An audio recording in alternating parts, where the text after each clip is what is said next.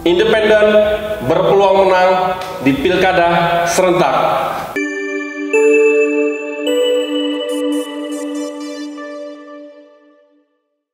Teman-teman Citra Indonesia, kami jamin Anda menang. Pak Yanto, apa kabarnya Pak? Baik, Mas Yuki. Pak, terkait dengan calon independen Pak. Iya. Menurut Bapak Pak, apakah independen ini berpeluang untuk memenangkan dalam konsisten di pilkada ini Pak?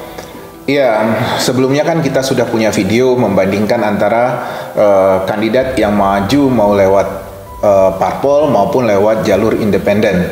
Tapi waktu itu kan wacana tentang pilkada serentak belum mengerucut. Sekarang ini sudah mengerucut bahwa pilkada akan dilakukan secara serentak, Mas Yuki. Nah, dalam diskusi-diskusi kita meyakini bahwa bila pilkada itu sesuai dengan penjadwalan hari ini, pilpres dulu, baru pilkada gitu ya. Bahkan sebelumnya juga, sebelum pilkada sudah akan ada pileg dulu gitu. Kita menghitung dan kita melihat bahwa siapa yang berani maju lewat jalur independen itu lebih besar peluangnya untuk menang.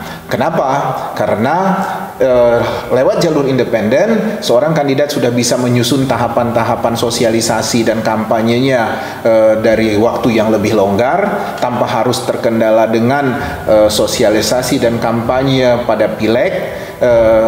Kandidat independen sudah bisa merapikan itu lebih dulu. Nah, kalau seorang kandidat ini ingin maju lewat jalur parpol, berarti dia harus melihat hasil pileg dulu, yang mungkin saja waktunya akan terlalu singkat buat yang bersangkutan untuk melakukan sosialisasi maupun melakukan tahapan-tahapan kampanye setelah itu. Jadi, Citra Indonesia menyarankan lebih baik seorang kandidat lebih dulu berjuang di jalur independen, nanti lihat apakah dia bisa diusung oleh parpol atau tidak. Tapi paling tidak basis masanya harus dia bangun lebih dulu sebelum memikirkan hal-hal yang berkaitan dengan partai politik gitu, Mas Yuki. Pak, selaku konsultan politik Pak Yanto, apakah independen ini Pak ada hubungannya dengan boleh dibilang semacam untuk efisiensi biaya gitu Pak? Iya, jelas. Mungkin orang beranggapan apabila dia melakukan sosialisasi atau bergerak menyusun tim jauh-jauh hari lebih awal, itu dia menghitungnya adalah membengkaknya biaya. Semuanya ada cost-nya. Tapi kalau dia menyewa atau berbasis tahapan-tahapan itu berasal dari rekomendasi konsultan gitu, dia akan bisa sangat efisien. Jadi jangan dilihat bahwa wah dia harus berjuang 7 bulan 8 bulan sebelum orang-orang mendapat tiket dari parpol, berarti 6 bulan 7 bulan ini dia harus mengeluarkan biaya ekstra.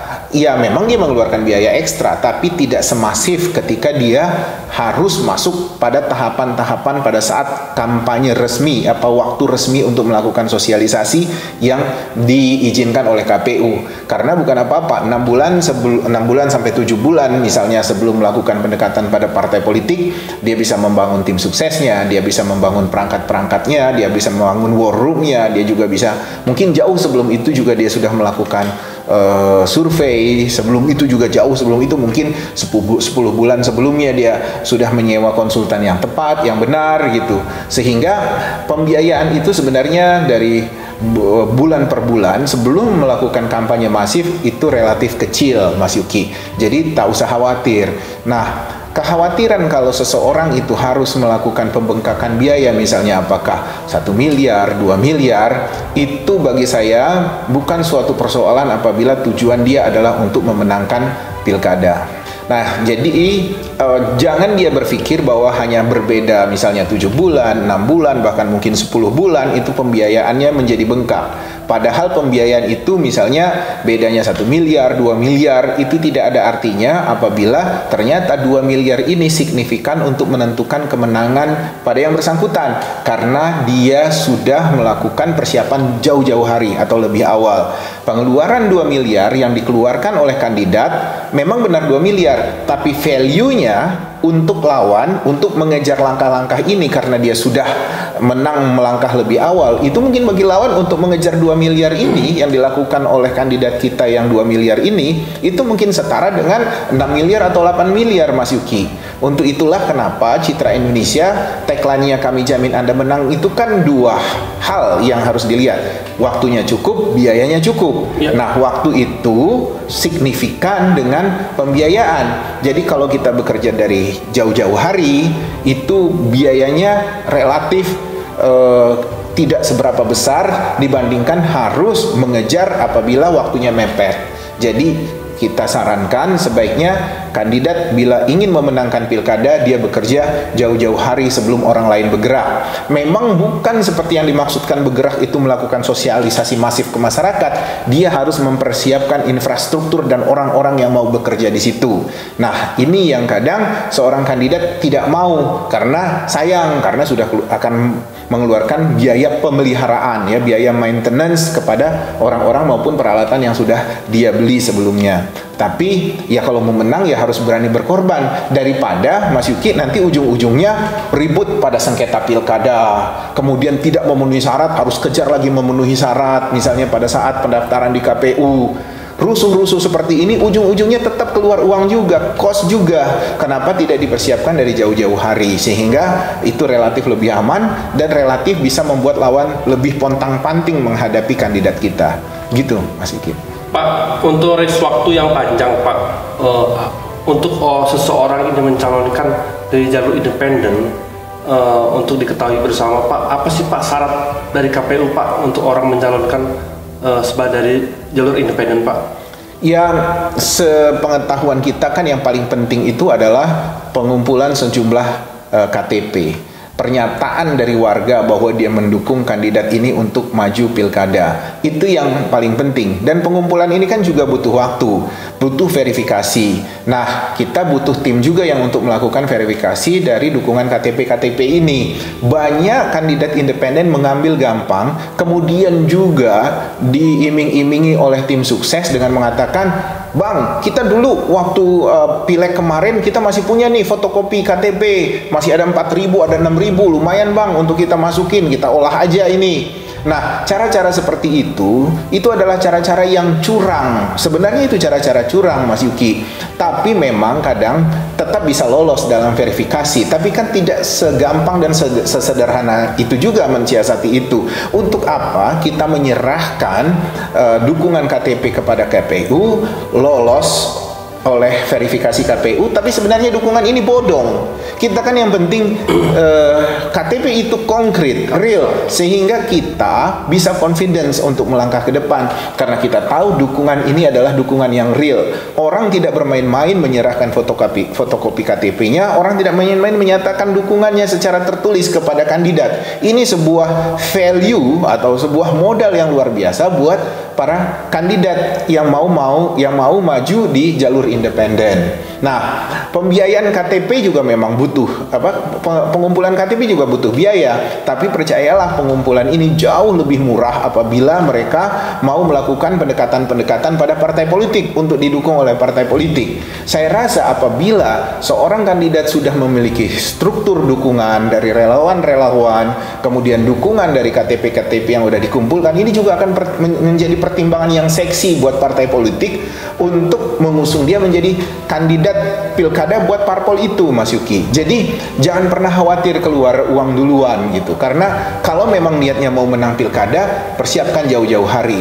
Nah, yang sering kita dengar adalah kandidat itu mengatakan, Dinda, yang namanya pilkada itu kan judi, yang tergantung kita ada uang atau tidak. Nah, bagi saya kalau kandidat yang bicara seperti ini, kalau dia menganggap bahwa itu judi, saya pastikan peluang dia untuk menang itu memang kecil, karena dia pasti tindakan-tindakan dia tidak rasional. Sepanjang ada uang dia tabur, tidak ada uang dia istirahat. Sementara mungkin rakyat sudah memiliki simpati untuk memberikan dukungan, akhirnya itu menjadi hampa, menjadi sia-sia karena langkah yang dia lakukan tidak terstruktur untuk merangkul menjadi sebuah kekuatan persepsi rakyat bahwa dia adalah pemimpin yang baik yang akan mereka menangkan. Memang kalau kandidat berniat untuk menang, dia memang harus melakukan tindakan-tindakan seawal mungkin, Mas Yuki. Sehingga ketika dia melakukan negosiasi dengan partai politik akan memandang dia sebagai figur yang bisa diharapkan peluang menangnya cukup besar, sehingga partai politik tidak ragu untuk mendukung dia dengan biaya yang lebih murah itu. Nah, rata-rata kandidat ini berpikirnya berjudi. Dia anggap bahwa pilkada itu judi. Mana yang banyak uang itu yang bisa memenangkan pilkada. Padahal value pembiayaan itu berkaitan dengan strategi, berkaitan dengan waktu, bukan hanya sekedar tabur-tabur uang begitu saja. Nah, ini yang menjadikan seorang kandidat itu menganggap bahwa pilkada itu adalah penuh dengan perjudian nasib. Dan bagi saya ini juga tidak terlalu tepat, karena pilkada adalah sebuah kegiatan yang rasional untuk dimenangkan apabila program-program dan langkah-langkahnya disusun dengan tepat dan dengan baik, Mas. Pak, kalau secara objektif dan subjektif, Pak, apakah seseorang ini menyalonkan kepala daerah itu, Pak, harus dengan independenkah atau dengan parpol, Pak? Menurut Bapak seperti apa, Pak? Begini, kekuatan parpol itu, seorang kandidat melihat parpol itu kekuatannya ada dua. Satu, pengalaman politiknya, kemudian mesin politiknya. Ini yang menjadi pertimbangan seorang kandidat untuk minta didukung oleh parpol. Cuma kalau masalahnya hanya seperti ini dan kandidat cukup yakin dengan tim pemenangannya, cukup yakin dengan konsultannya, saya rasa dia akan jauh bisa lebih melejit dan memenangkan pertarungan pilkada tanpa dukungan parpol. Tinggal memilih saja apakah kandidat itu yakin untuk lewat jalur independen, apa dia yakin lewat jalur parpol. Apalagi misalnya kalau kandidat itu misalnya figur atau tokoh di parpol X, ya harusnya dia berjuang untuk didukung oleh parpol X, Mas Yuki. Jadi akan aneh kalau misalnya Mas Yuki tokoh parpol X, tahu-tahu gerilya mau maju di jalur independen. Orang juga agak aneh melihatnya. Tapi nggak apa-apa juga kalau misalnya Mas Yuki ketika mengumpulkan KTP itu, misalnya kalau parpolnya warnanya ungu, Mas Yuki berkeliling pakai baju ungu misalnya, merepresentasikan bahwa saya kader dari partai itu. Tapi belum tentu juga saya lewat partai itu apabila ternyata partai mendukung figur yang lain. Tapi Mas Yuki sudah memiliki modal dukungan basis massa yang kuat lewat gerilya untuk mendapatkan dukungan dari rakyat lewat pengumpulan KTP itu, Mas. Oh, jadi Pak, kedepannya lebih efisiensi biaya gitu, Pak, menurut Bapak, Pak? Selain efisiensi biaya, penanaman modal untuk menangnya juga lebih dalam dan lebih memungkinkan untuk dihitung. Peluang untuk menang dalam pilkada serentak lewat jalur independen itu jauh lebih besar, Mas Yuki. Terima kasih Pak Yanto atas penjelasannya terkait dengan pencalonan independen di pilkada serentak ini. Oke teman-teman Citra Indonesia, demikianlah pembahasan kali ini terkait independen. Apakah independen dapat berpeluang menang dalam pilkada? Teman-teman Citra Indonesia, jangan lupa tetap kunjungi kami di website konsultanpolitik.com dan komen, like, and share.